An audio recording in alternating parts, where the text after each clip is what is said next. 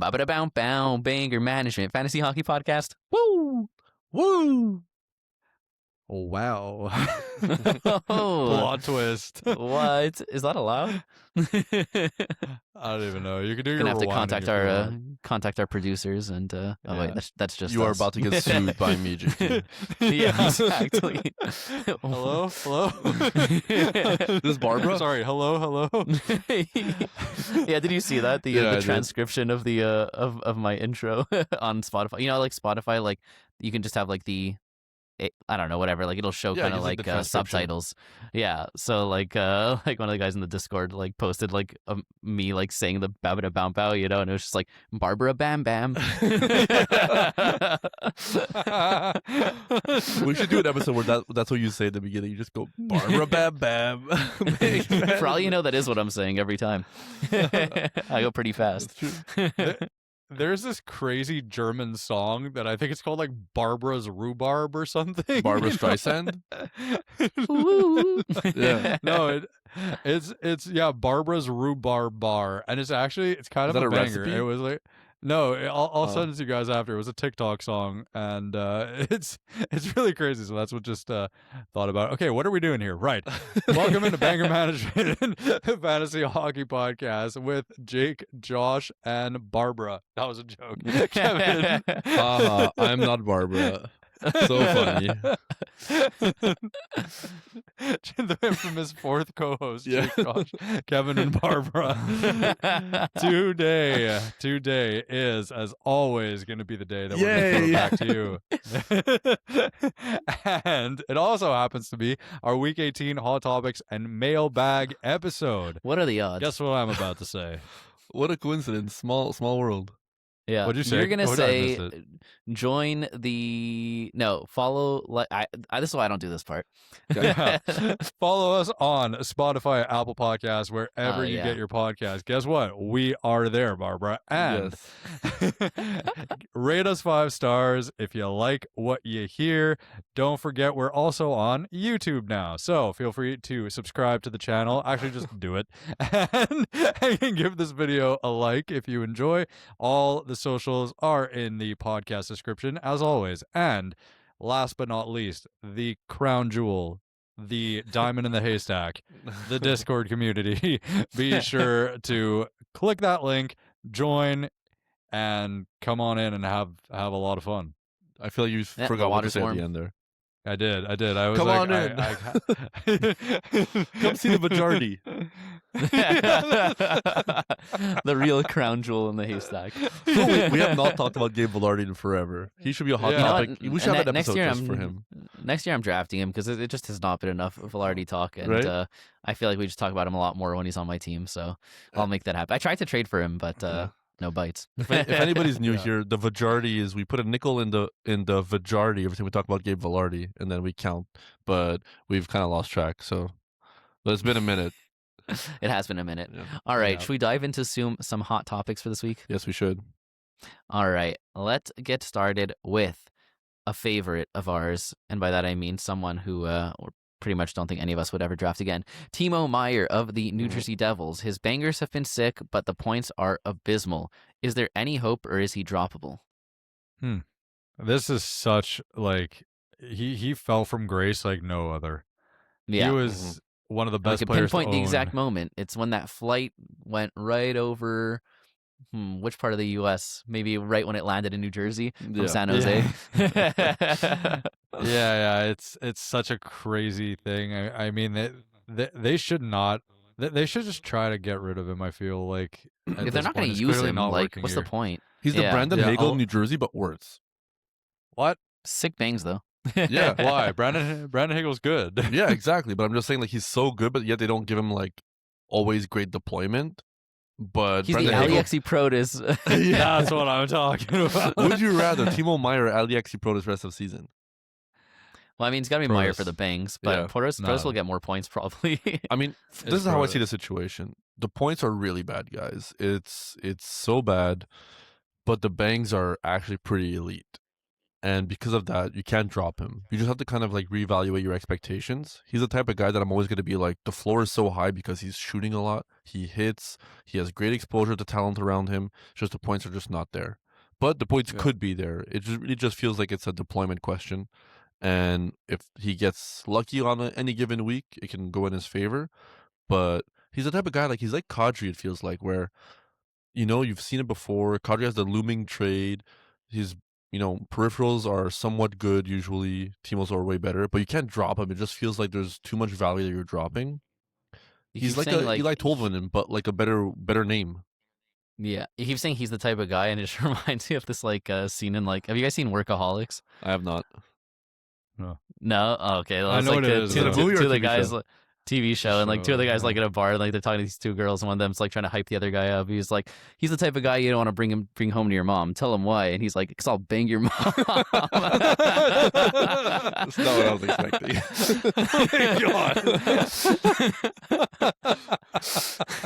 Good thing we said this podcast is not for kids. Yeah. Okay. Moving along, I think Meier is also, I agree, he's not droppable, and I don't know how much trade value you can get. Realistically, you're just kind of going to be stuck with a guy getting decent shots, hits all season, and that's all you can expect. I don't know if you could can you trade him for a Nick Schmaltz? To me, would you do that even? I would much rather have Nick Schmaltz. To me, he's the type of player that you have a 2-for-1 deal, and he's part of the 2. And you're adding him as a bonus where maybe you're losing value on the shots or the hits on aggregate, but opening up that streaming spot and being able to move another player for a lateral move that's an improvement, I think that's the type of trade that you have to do if you're still holding Timo Meier, because his roster percentage is going down and down, but it's hard because he does have so much name value. He was drafted really high. It's just he's not on the power play. He's not getting the points. I'm surprised the shots Connor are still Brown this is on the good. power play. Yeah, it's over him. It's this nuts. is just not happening. Yeah. Okay, what are some names of guys you would drop him for? I have a crazy one, but I'm going to start off with I think it's spicy. I would drop him for Malkin. Yeah, for sure. Yeah, I know we've all been kind of on the Malkin sell high train for a while, and we're not necessarily the biggest believers. But what he's been doing this year, you have to show some respect. He's been over a point per game all season. We need some lower names.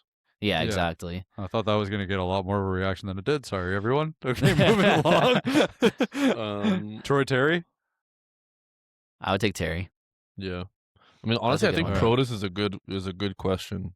Oh, welcome to the club, my friend. I'm taking Meier over Protus. It's great here. We got hella altitude. I would take Protus over Meier. Would you drop for Val Nichushkin? Yes. Yeah. I think anyone who can have similar backhats with any points potential. No, I think I'll take Meier over McTavish. Yeah, I'm gonna take Meier. What about Bennett Seneke? The GOAT. I think I'm taking Seneke. Yeah, honestly, yeah. Jared McCann. All right. Yeah, I'm taking that's McCann. easy. Yeah. McCann. Toffoli. Okay, but those are. No, I'm taking Meier. I think I'd rather Toffoli. Is that crazy? Really? I mean, Toffoli will get me more points, more power play points. I don't know. I don't think Toffoli's spot in the lineup on power play 1 or anything is secure. We've seen him be bumped to power play 2. Yeah, that's fair. We saw him be a drop earlier. I think there is definitely value to the shots hits that Meier brings. I just think you can't really expect much of the much else. But yeah, no, those are all good names. I got one. Justin, sort of. It's tough, but give me Meier. Yeah, I'm taking Meier. But no disrespect to sort of. I don't know. I feel like it's a conversation. He's been unreal. He's been so good. All I right, guess it's a safe thing to do, but yeah. Okay. Yeah. I'm taking sort of. There's the line. All right, let's go to the next one. Jordan Kyrou. Is he an ad? Do we expect him to have a strong finish to the year? Is he getting traded? I only think he has a strong finish of the year if he gets traded. Do I think he's getting traded? I feel like it's 50-50. He had a decent week last week. Put up 5 points against me. I know, but we have enough of a sample size to know that this year the Blues are just not going to be consistent enough for me to rely on that production. I feel like he's a streamer kind of level type of player. I think if he gets traded, he'll have a way better opportunity wherever he goes. Maybe I'm too low on him. Maybe that's just me, but that's kind of how I see it. I don't want to buy into it too quick. I think that a trade would definitely benefit him. I think he's definitely fallen out of favor with the coach and all that. So that I don't disagree with, but I think he's definitely worth an ad. I think I'm higher on him than you are for sure. I think he's been on a hot streak, and I view more the early season as an anomaly as opposed to what he's been doing now, because we've seen like past couple of years what kind of player he can be. And I don't expect him to go to his full stealing rest of the season, but I think he's going to be a solid addition to your team, especially if you could probably get him for free in a lot of leagues if he hasn't been picked up yet. So I like him rest of the season. I think he could be solid. Kyrou or Matty Beniers, who was our top waiver wire ad this week. That's a good one. I was gonna say the one that I would take Kyrou over for sure is Mason Marchment, and I know you're a big Marchment fan. Yeah, so I'm taking Marchment. Okay, yeah. So there you go, Jakey. Who are you taking between those two? I'm probably gonna take. Well, first of all, on the first one, I'm gonna take Beniers. And that's then waiver level guy then. Yeah, but like the own percent, like, are you taking Kyrou or Meier? You know, Kyrou. I think I agree. Like, I feel like I know it's waiver wire level, but Meier's shot points are just so low. That's the thing, but they should not be this low. So I'm taking Kyrou I think I'm still over going Marchment. Timo. Yeah, so Kyrou over Marchment, Yeah. but I'm taking So Beniers over the other ones. Okay, I think I'm taking Beniers as well, but I think I'm taking Kyrou over the other guys. So I think Kevin's just a lot lower on him. At the end of the day, look, I don't expect a full bounce back, but I think the team's going to come back. I think the team is still bad. I just think he's a good player and a lot better than what he's been doing. They're going to get Robert Thomas back. They're going to get Dylan Holloway back. And, wherever he ends up in the lineup, even if he's in line 2, power play 1B, I think that there's still value there. He's usually on a line with Holloway, who I expect to have a solid finish to the year. So I think, and he's been showing flashes already in the last week or two of getting his spark back. So I think he's definitely worth an ad. I wouldn't buy though. I wouldn't buy high or anything like that. Yeah, ad, but not buy. Yeah. All right. Here's a fun one. Brandon Hagel, is he the best player in the NHL? Is he a sell high, or is his current pace at all sustainable? Biggest question, does he keep power play 1 when Braden Point returns? I mean, he's been insane. He has been ridiculous. I mean, I want to say I don't know why they would take him off. And let me kind of get a little bit more specific with that. The power play 1 right now would have Kucherov and Gensel, and then you'd have Radish, Bjorkstrand, and Point, who are all right. I think that it's working well with the way that they have it balanced. So to me, I think, first of all, Bjorkstrand, obviously we can all agree, caliber-wise, Hagel should definitely be there over Bjorkstrand. It's just about what makes sense. And look, they've finally given him the opportunity. He's run away with it. And despite the fact that they're missing their top center, he's still, Hagel's still been amazing, and Tampa Bay is winning games. So I don't think it's a guaranteed by any means. If you could sell him for someone who's clearly better with the deployment and everything, then go right ahead. But I feel like it's a really difficult market to sell Hagel, because there is the looming, clearly he's not the default on power play 1. And the second factor there is that, yes, this is an overperformance. Obviously, it's 1.4 plus points per game over the past little bit. But I mean, he's been so good. I think you can sell him. I don't think anyone's going to look at that and immediately think, oh, this isn't real. People are going to be like, wow, they put him on power play. I mean, it'll go both ways. You'll have some people who think Point will come and he immediately gets bumped, and you'll have some who think that, why the heck is Bjorkstrand there? He should be the one who gets bumped, and Hagel's finally showing why he deserves to be there. So I don't think it's can you sell him though? I think you can sell him really high. Yeah, I think you can as well. All right, I think you can get Natchez. I think you could get Natchez. I would do that. Yeah, I think Jakey, send that right now. I think get your signature pick on your team. I think you could get. I think you could get Jake Gensel, who maybe people feel like you. I mean, you can aim higher for sure, but I would still be happy getting Gensel. You could probably get Matthew Tkachuk. I think that's very feasible. That would be nuts. I'm gonna try that right now. I think you can get Matthew Tkachuk. You're welcome. I would do that one. I think you could get Connor Bedard. I gotta think about it. Oh, if you Bedard would be a sick one. You can get Connor Bedard, maybe Wyatt Johnston. But listen, this guy, every time he just produces always, except that 2-week stretch in weeks 2 and 3, I feel like he's just been insane. And whenever he does get power play 1, which is not super often, it takes 17 million injuries. He just gets even. It's like they inject steroids into his veins and say, "Go play ice hockey." This guy is nuts. I'm super happy he was my signature pick. Because listen, it did not look good for a little bit, but at the end of the day, he's just elite. Do I think he keeps power play one when Point comes back? I do not. I think we have enough of a sample size to know that. I think there's like an 80% chance he doesn't keep it, 20% chance of them being like, all right, he was so good, let's try to find a way to make it work with both of them on there. But I would say the safe way to go is to say that he's not going to get power play one, and that's why I would say I'm not trying to get him off my roster, but you have to try to capitalize on it when he's producing this much. Yeah, I'm totally for that. All the names that Kevin mentioned, if you can actually do it, except Gensel, I think I would need Gensel plus, to be honest, because they're on the same team and Hagel's has been really good and better than Gensel has.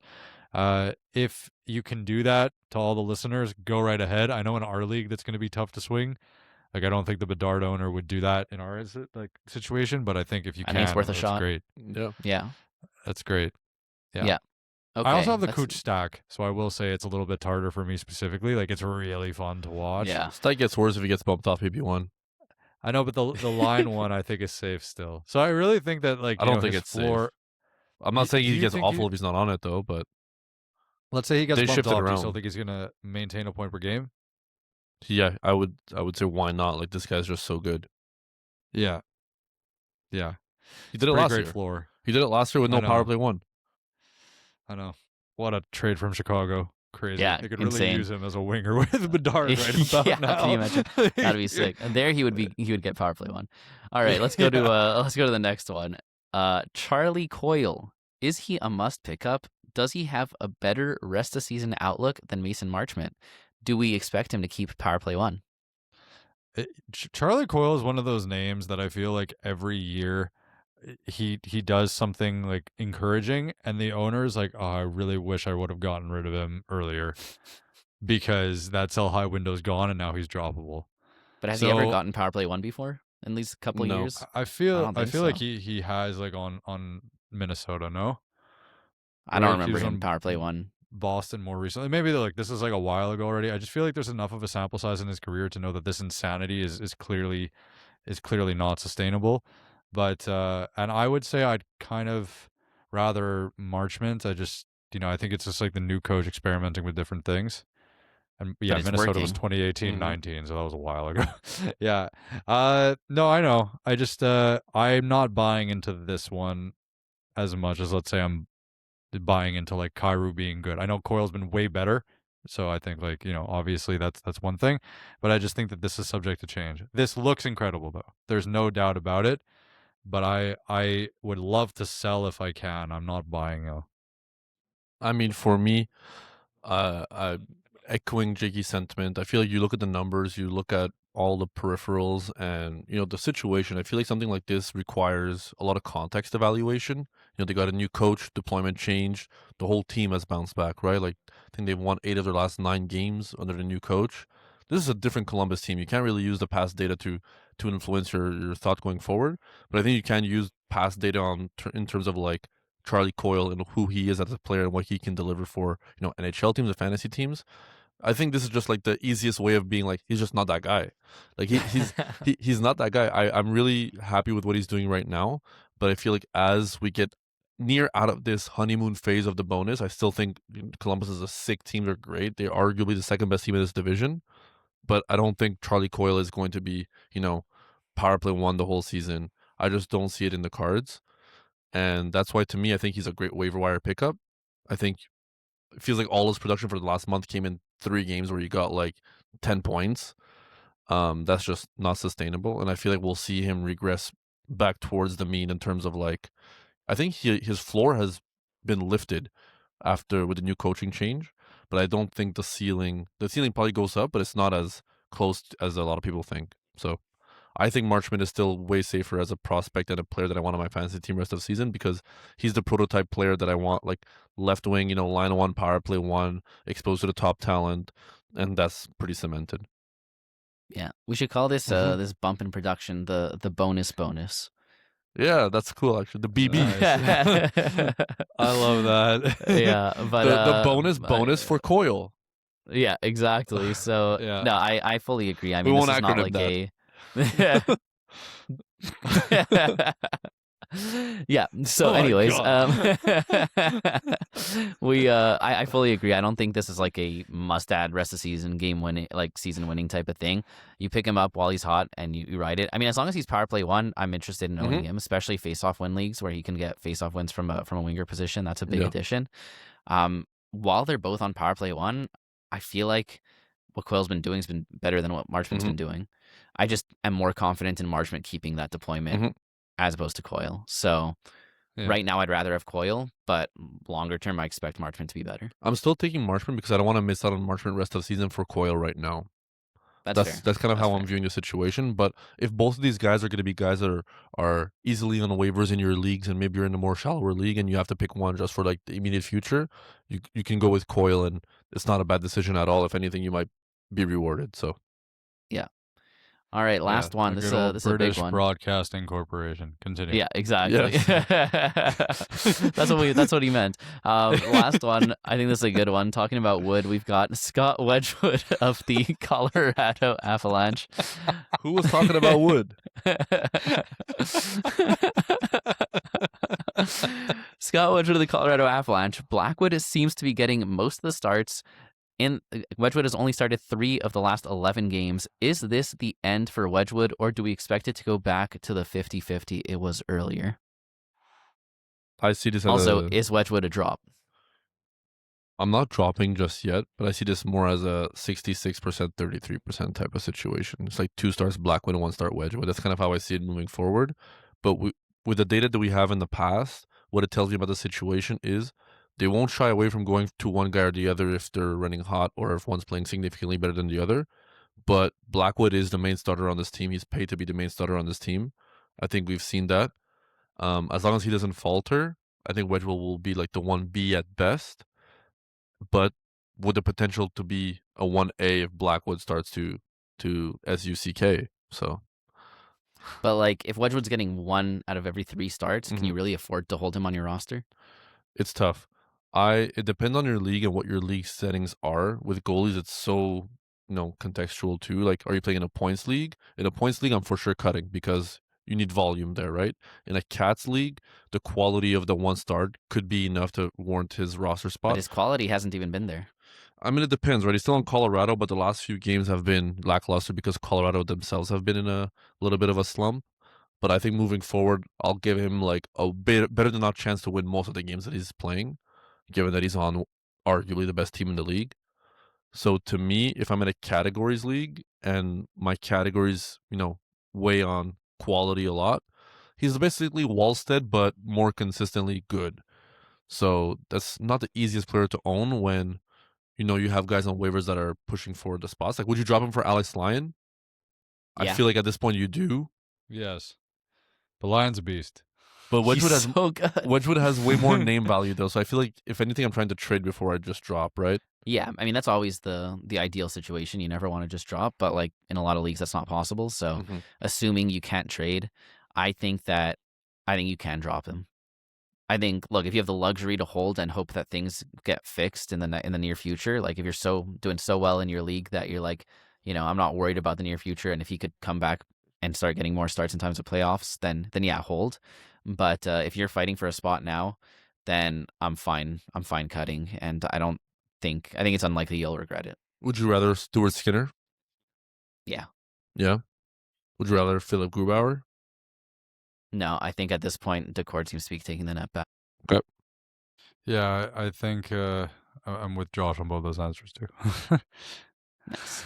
All right, should we get into some mailbag questions? Those are some good hot topics, though, eh? Those are great hot topics. Look at you, so excited about the hot topics. I know. I had some good ones this week. A lot of topics that are hot. All right, let's get into some mailbag questions. Easy Peasy on Discord asked, who are some players with the biggest discrepancy in performance between their preseason projections and actual performance this season? What happened, and why was the player's big dip or boom in performance unexpected? So I did some digging for us ahead of time. I went on the Yahoo rankings, and obviously this is tailored to our league settings, but I went on looking at their preseason rankings versus their current season rankings, and I found how many did I find? 1, 2, 3, 4, 5 biggest discrepancies that I could find of big name players. So let's go through them, and we can say kind of what happened. So first, one of the biggest ones, Mika Zibanejad, preseason ranking 185, actual ranking in our league right now 9th. Yeah, that's nuts. I mean, he's just been on a tear, and also the shorties does influence the rankings a lot. Like our league has shorties, points, face-off wins. Yeah, so those categories that are, let's say, less common to most leagues out there can be pretty valuable for ours, especially shorties. Like one shorty can boost you up like 50 ranks. It's an entire category on its own. But I mean, fact is that, he's also at like 1.4 points per game over the last month. So it's not like he hasn't been doing anything else. At what point are we like where do we value him rest of the season? Like, do we think he's like insanely overperforming or just slightly overperforming? No, I think he'll hover around a point per game player. I think it really depends how the Rangers shake out in terms of like who's still on this roster and who's not. But the main thing with Zibanejad was, we're not going to give a detailed response on all these guys, but Zibanejad, it was like the team didn't want him on the roster last year, right? Yeah. Then coming into this year, we didn't even know. We were like, okay, like, Kreider's gone, but Laff is taking a jump. Like, who's going to fill that role? He just kept his own role and was still one of the best players on the ice for this Rangers team. So, I mean, we were absolutely wrong on Zibanejad. I think we said he was one of our biggest fades this season. Turns out to be, one of the biggest things we got wrong. So, I think we did a good job of adjusting during the season, but going into the season, it was definitely a big L. Yeah. Yeah, this is a miss, but can't all be wins. Only most of the time. All right, then we had Anton Lundell, Yahoo preseason rank 282 versus his actual of 38. Again, I think this is heavily skewed by shorties and face-off wins, but I mean the biggest answer here is just the Barkov injury, right? Giving him a much bigger role. We knew he had it in him, and I think we talked about it before the season started. Like once that Barkov injury happened, we expected him to be the biggest beneficiary, and that's how it worked out. Another one was Ryan O'Reilly, 228 original rank versus 42. I mean, I don't think anyone saw that coming, right? No, he's been on an absolute tear. This is crazy. Still a sell high. I think we all stand with that.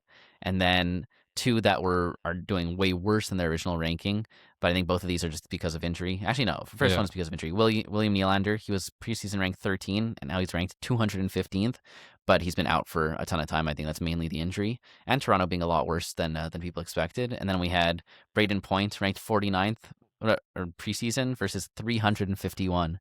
I mean, he was garbage for most of the season. Then he was injured. Then he was good for like a week, and then he was injured again. So no surprise there. But yeah, so those are some of the biggest differences in rankings that we've seen. I will say before we go to the next question, the one name that popped out to me straight away as soon as you read the question, I didn't see what you had prepared, was Trevor Zegras.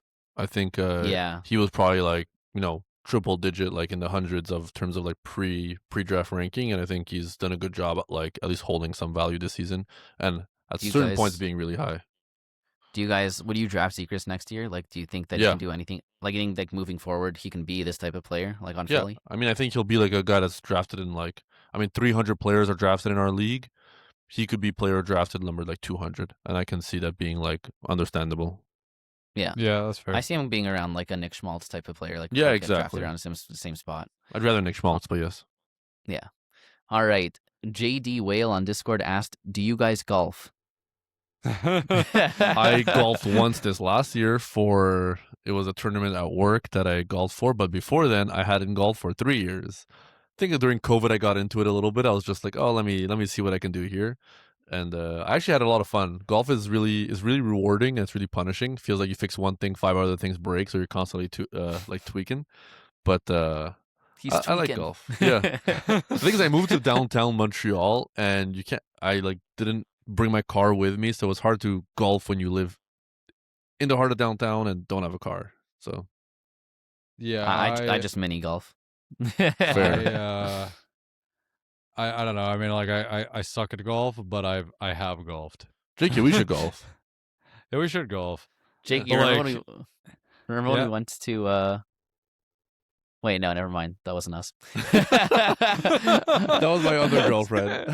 Can I know what the story was? Yeah, sorry. I was in Vegas for my 21st, and we went to Top Golf, and I decided I was gonna Happy Gilmore the balls, but it turns out that's really hard to do. And It's so I just extremely kept, difficult. I kept swinging and missing, and I think I swung like 30 times before I like hit the ball, and then it was super underwhelming. And then like I turned around and like everyone in the place starts clapping because I guess I'd drawn a bit of a crowd for how bad I was. I actually wish I was there to watch that. Top golf It was is great though. Yeah. Top golf Meanwhile, is so my fun. brother, like he was playing, he was there and he was like playing and he was killing it. He was just launching them like all the way to the end every time, right? He doesn't really golf, but he's like gone to like driving ranges and stuff. And then like at the end of the game, we had like a few leftover balls, and he's like, you know what? I've been doing lefty this whole time. Let me try righty because I can't remember which way I usually hit, you know? And he switches to righty and starts like demolishing them even more. And he's like, oh yeah, I forgot I'm righty in golf. And I'm like, what? He beat all of us like playing like the wrong side. And That is he, like, so him. killed it. That is yeah, I like know. absolutely. Do you know his brother, Kevin? Like, have you met him? No, never met Drop. That exact sequence is the least surprising thing. Yeah. That is so typical. Oh my god. Yeah. Wow. Okay. Yeah. Kara H on Discord asked, what Winter Olympic sport do you think you could successfully participate in if you tried? I'll go last on this one because I saw your answer, Josh. I'm like, what in the fan fiction is this? Yeah. If I had to pick one winter sport, honestly, I feel like I'd be really good at the skeleton. Like, I don't know. I Okay. just feel like I got the motion and how to distribute my weight and everything. Either that or I'm doing 360s in the air. Not the good way. I would Love be scared bleepless to do this. I didn't even know what it was, so I just The had to look skeleton, it up. Yeah. Some Like, I say didn't know it was delusion is called easier, that. but the skeleton is scarier for sure. I don't even know. Like I like that is way Actually, scarier. I'd be so terrified. good at curling. I've always wanted to play curling. Honestly, sick. fair. I'm the one that's driving the what is it? What do they call the curl? Is it not? It's not the curl. What is it? It's like a the no. curling disc. Yeah. But there's a term for it. I'm forgetting. Like the one Yeah. pushing the rock. Yeah. Is it the The Rock? Rock. Yes. Yeah, that's what it's called. Not to be mistaken with Dwayne, but yeah, he does not curl. Throw Dwayne he the does. Rock Johnson down. He does curl, just not the same type of curl. Yeah. No, I No, I feel like thrive curling at would actually be pretty fun. Yeah, dude, we could do a banger management curling team. Sick. I mean, like, what's Nordic combined? I mean, Jakey literally thinks he could stop McDavid, so he should just yeah, be in nets. I mean, I was like, gonna say hockey, but I feel like Nordic combined is pretty cool. I don't know what that I'd be is. so scared to do this though. It's like the one where they ski, but then they like fly through the air for a little bit, you know, and then they have to. Is land. it the one that they just have to they hold it and then they land as far as yeah, possible? like that. Yeah, Oh, yeah, yeah. yeah. Like their skis are like Nah, that. Jake, like, I don't that's see you doing the- that, to be honest. No, I am not aerodynamic enough. Maybe if I shave my head and shoot a puck 100 miles an hour, that's a different story. Darren Radish would be sick at that, though. It'd be so good. Okay. I feel like hockey kind of has to be my answer if I'm being serious, but I'd also like to try like the moguls skiing. I feel like that'd be That'd kind be of sick. cool. I already tore one Yeah. ACL. I can't tear another. Yeah, Can that's do true. it. That's probably That's what you have brutal. two for. You got the spare one. Mm. All right, here's what Yeah. I do. Okay, this is pretty. I put a lot of thought into this. How I took it more as how can I qualify for the Olympics? And here's what I would do. Okay, first of all, I can only pull this off if I wasn't married. But here's what I would do. First, I would find someone in the small Southeast Asian nation of Timor-Leste. They got independence in 2002. Only 1.34 mil population. Okay, I would marry them, get citizenship through marriage. Okay, that's just step one. Then I'd enter a bunch of qualifying events for cross-country skiing, accumulate enough points to qualify for the Olympics, and qualify through the universality slots. That essentially is special slots for nations that haven't had a Winter Olympian for that sport yet. Okay? Next thing you know, I'm in the Olympic Village, getting lit with all the NHL players. Do I go too hard and forget to show up to my event? Maybe. But do I have memories that'll last a lifetime? You bet. I'm gonna be watching the next Winter Olympics, being like, who is the person from Timor-Leste that Josh is going to replace in the near future, and how can he get a universality slot?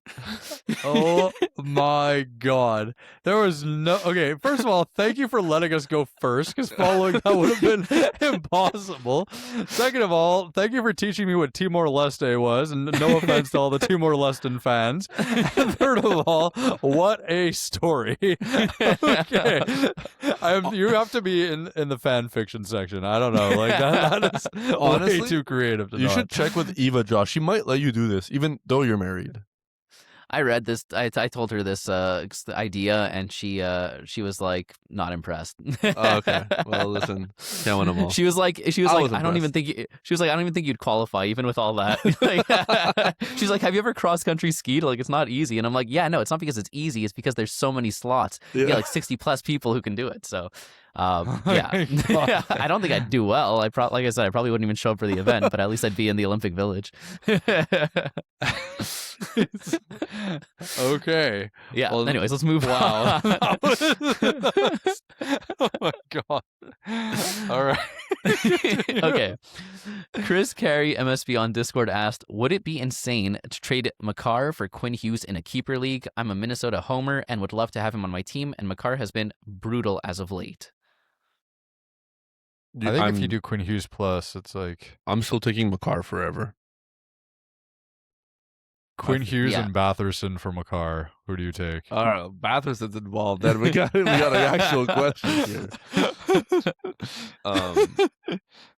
But I mean, 1-for-1, I'm always taking Makar no matter what. It just feels like no matter how good the situation in Minnesota can be, it's never going to be as good as the situation in Colorado. And Makar is just that guy. Like we talked about Charlie Coyle not being that guy. Makar is that guy.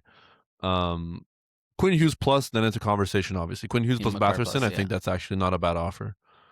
Even Makar and plus Batherson.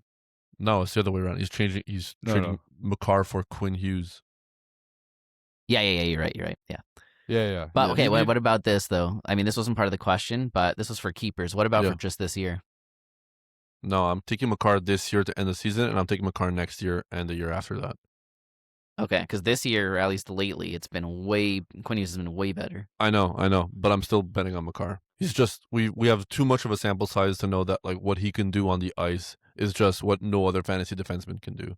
And I know Quinn Hughes has been hot AF, but I don't expect it to stay at this level forever. Quinn Hughes can still be a top 3 defenseman. He was already a top 3 defenseman, but Makar is just number 1 to me.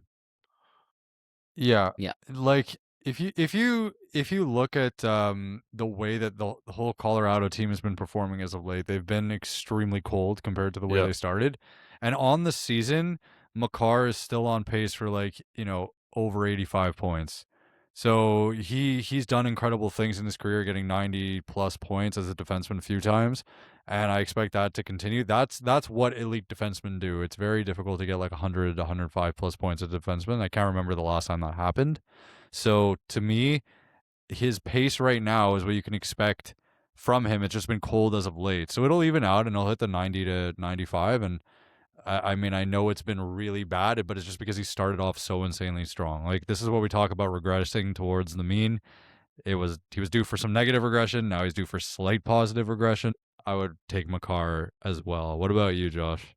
Yeah, I mean, you got to go Makar. I think if you can get Quinn Hughes plus, I think that we had actually talked about this in the offseason, right? I looked at last year's stats when I was kind of like doing some research before, and I was like, why is Makar the unanimous number 1 when Quinn Hughes was putting up like almost like super close stats to Makar, right? We had this entire discussion, and in the end, it was like just the surrounding cast was a big thing, right?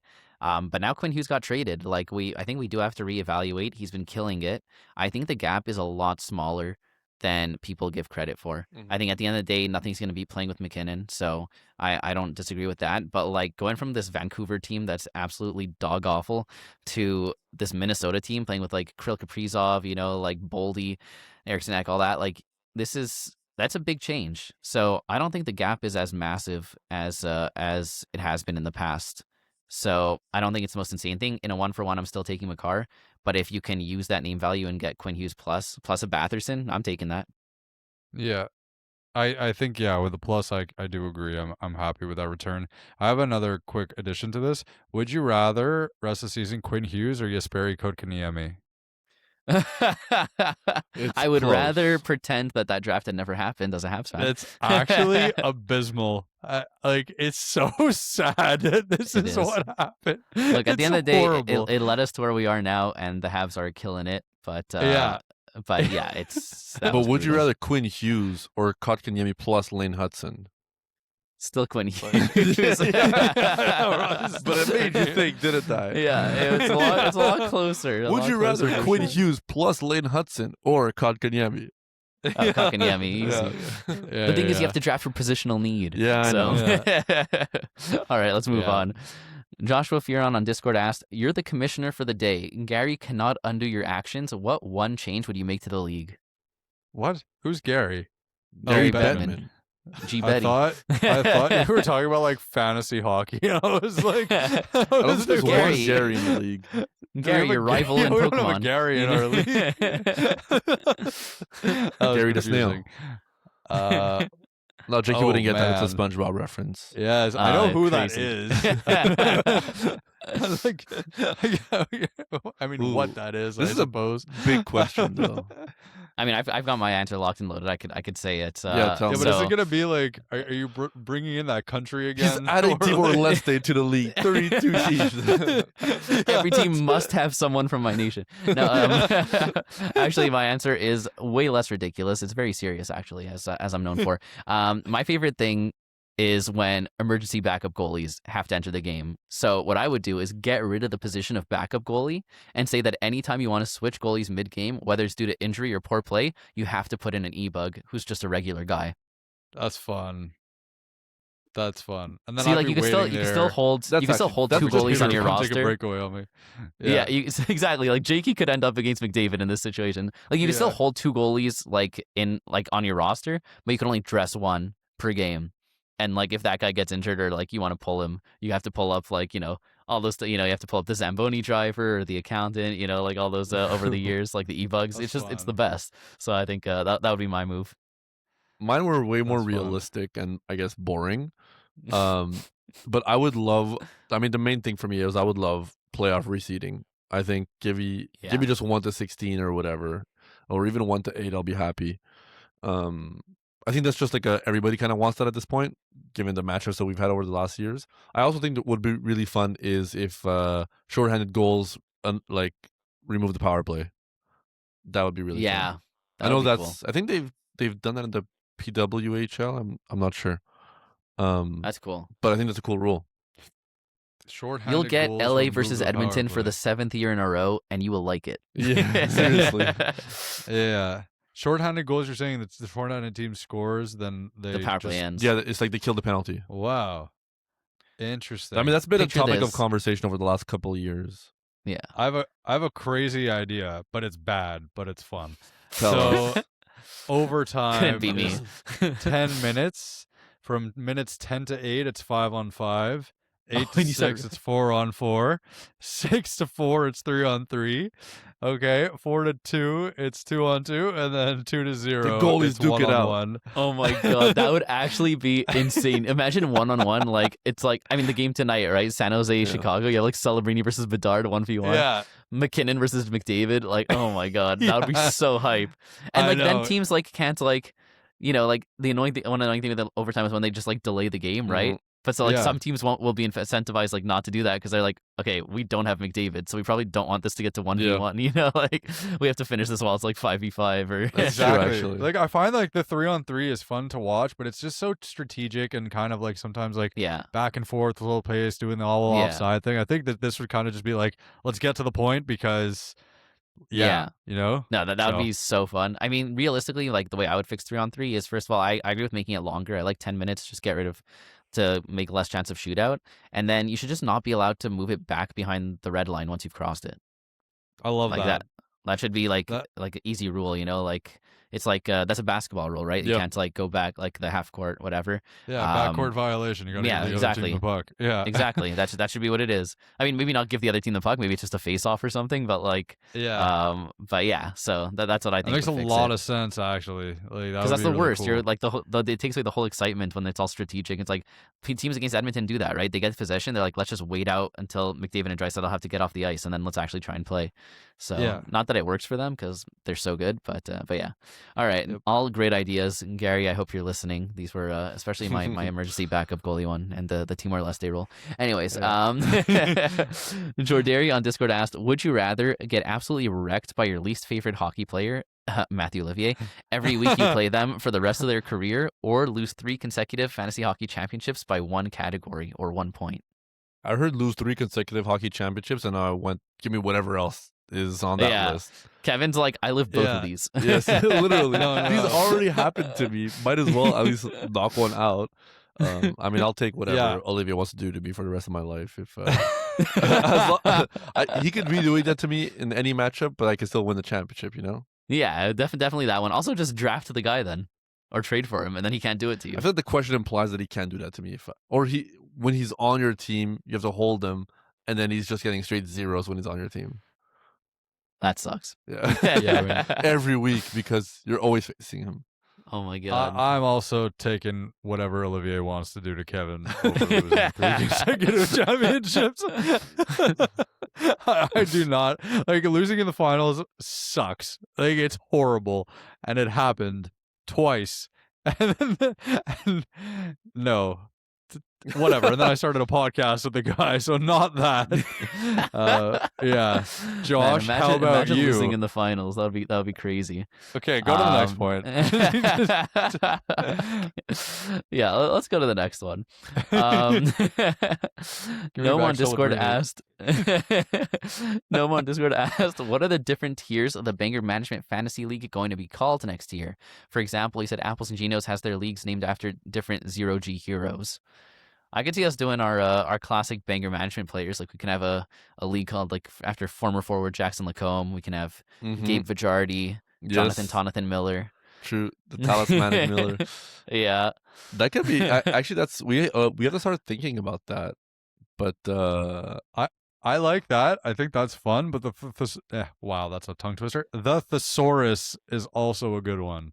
You know what I mean? Like dog awful. Vijardi does count. Yeah. You know what I mean? Diamond in the haystack. Proface, splitting feathers. Like a lot of these. Like I feel like that's fun. But the Split Feathers League. Yeah. We'll have to see how many we have to come up with how many leagues we have. But I think we're onto something here. Yeah, I like it.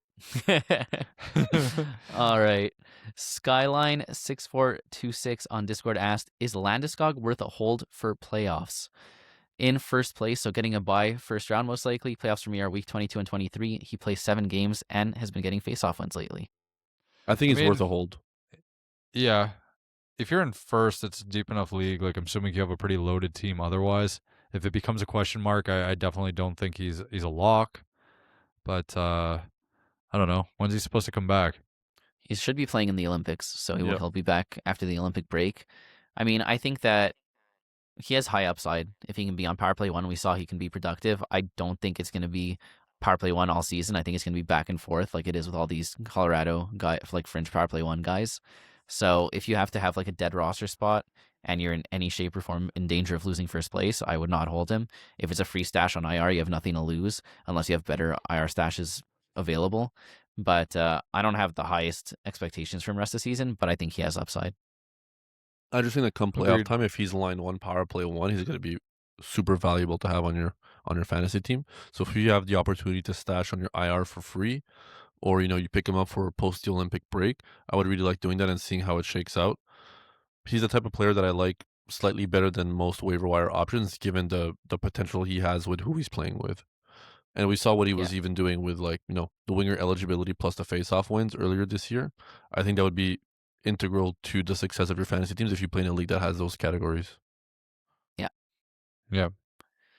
Okay, Matt on Discord asked, what can you tell me about Matthew Knies' home and away splits? So I looked into this because I I first I couldn't tell you much, but then I looked into it, and it's actually kind of crazy. Okay, here, Matthew Knies at home, 33 points in 29 games. Matthew Knies away, 11 points in 23 games. That's over a point per game at home and less than 0.5 points per game away. Then I looked into, I wanted to see, like, is this a Leafs problem in general? Is this a Matthew Knies problem? The Leafs as a whole, their home record, 16-9-6. Away record is 9-12-3. So it seems to be a Leafs problem as a whole, not just a Matthew Knies problem. And usually those things kind of go hand in hand. So, I mean, look, the only way that I would use this information to your advantage is if you're trying to make a sit-start decision with Knies and you see he's at home versus away, I would let that, be a factor in your decision. Other than that, it's more just an interesting tidbit, I think. Yeah.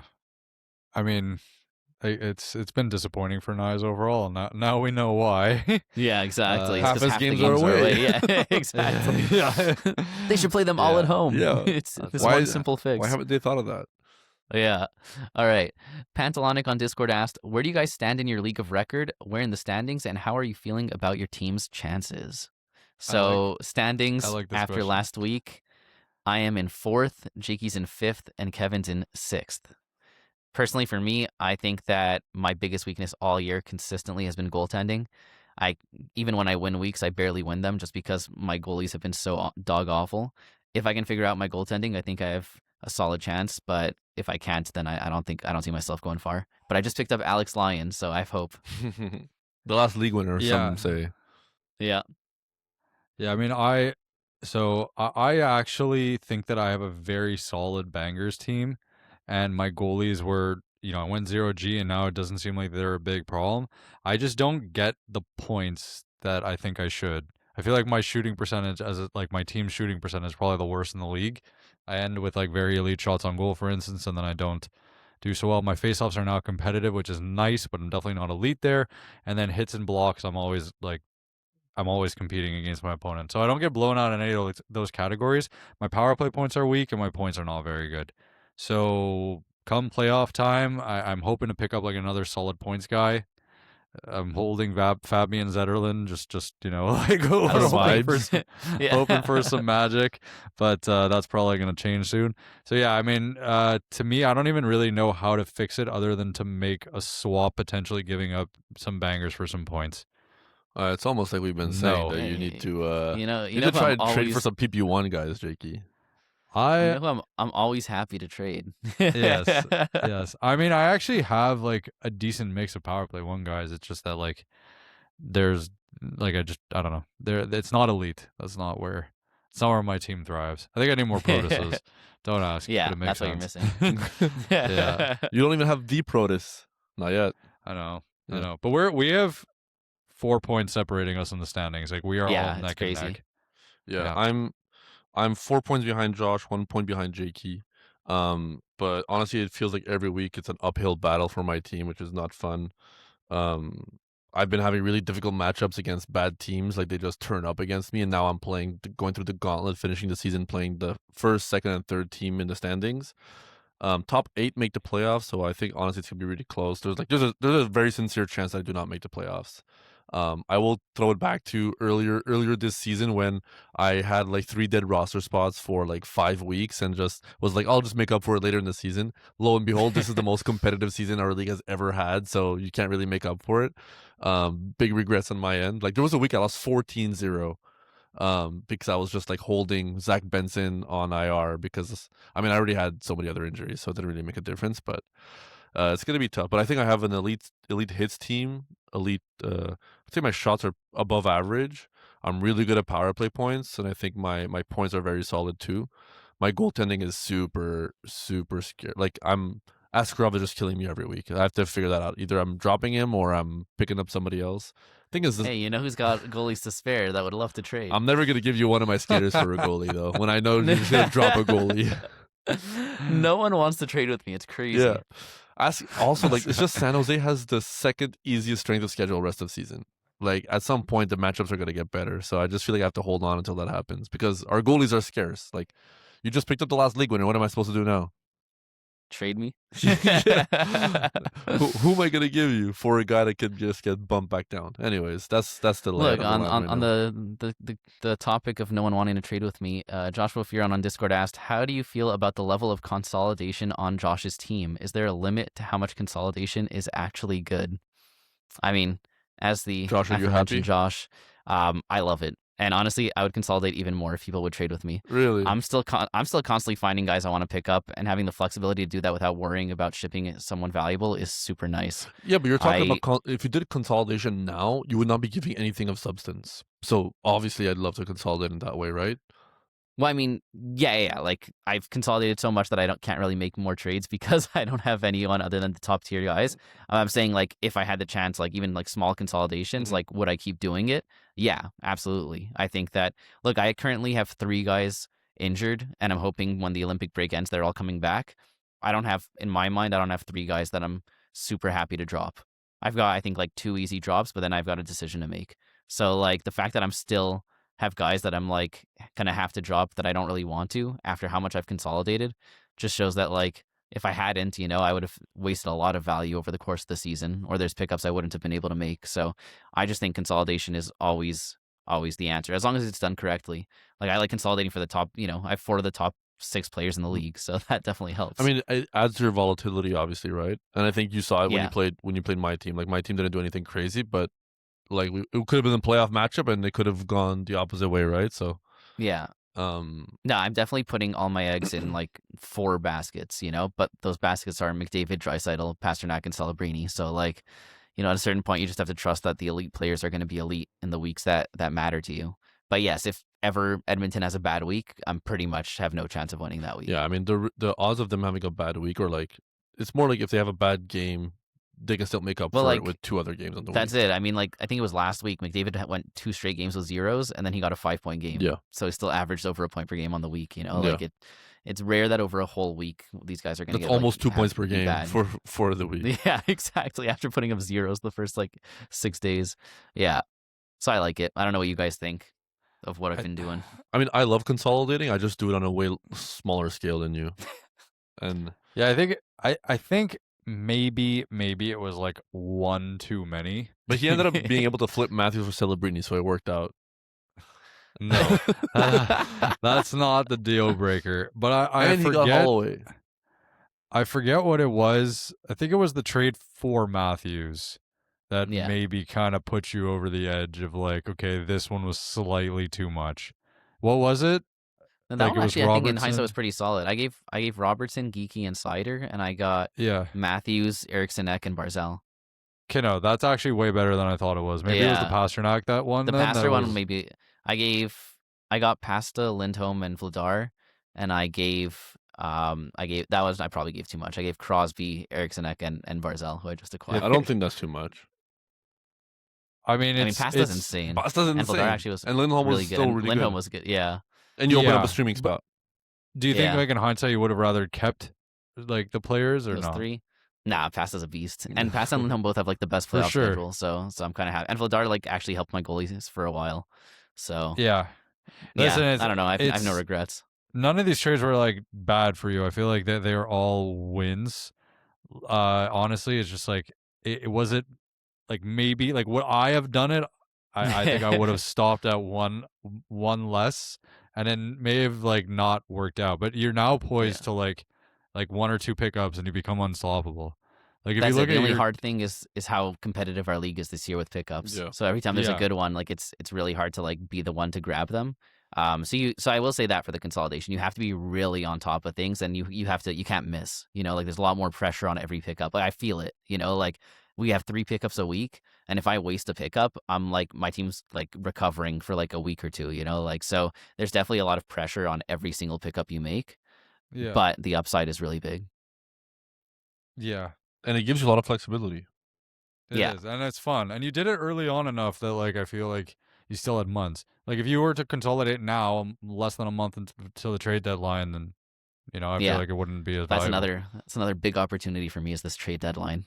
So I have I have plenty of empty roster spots that I could fill with interesting trade side effects. So we'll see what happens.